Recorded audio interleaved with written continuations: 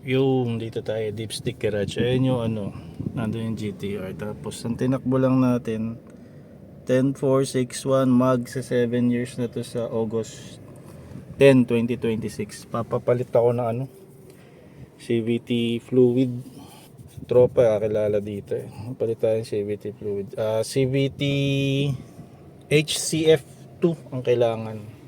Ito yung nalagay namin. 3.5 lang daw to, sabi ni Kuya Boy. Ako naman next.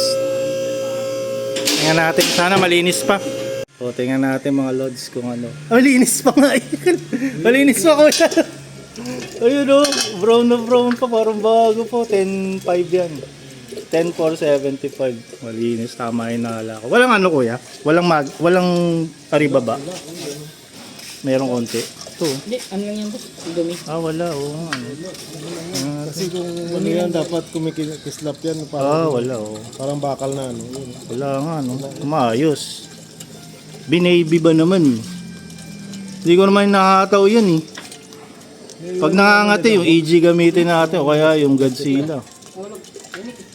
Yun, dami ah. Sa loob. Mamaya pababa. Ay, magnet?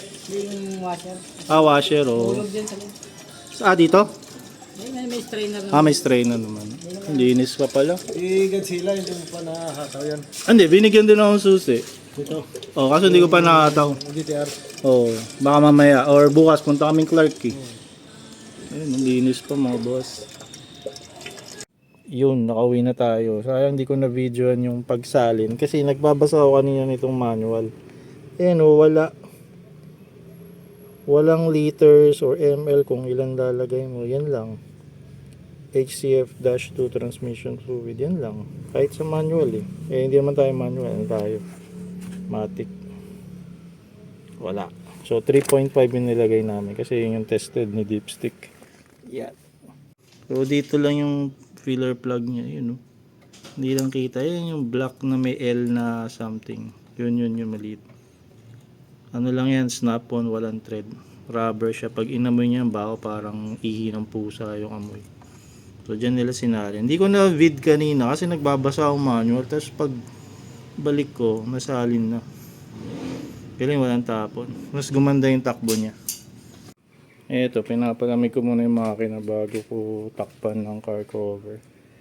Galing, ganun lang pala. Wala na silang binaklas dito eh. Inangat lang yun. Tapos gumamit ng parang funnel. 3.5 liters yung nilagay.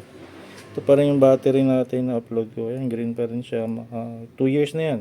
Buhay pa. Ang dumi lang ng makina ko kahit di ko ginagamit. Top up ako ng blue coolant next time. Medyo nabawasan. Papa-change oil na rin pala ako next month. Pati mga filters. Then, restro.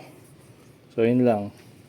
Malinis pa pala yung CVT fluid natin. Pero kailangan palitan. Magsa 7 years na eh. Dito wala namang kalawang. Ito lang may bumubuo. So, check nyo yung ganyan nyo. Dito wala. Yung iba meron.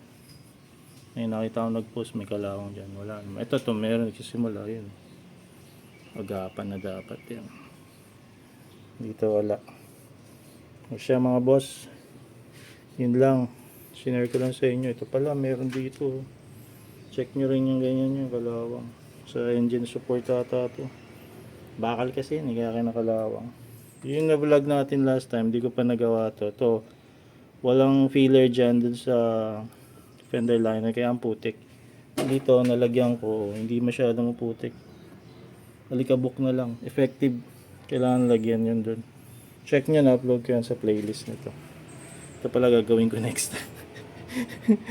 Oras.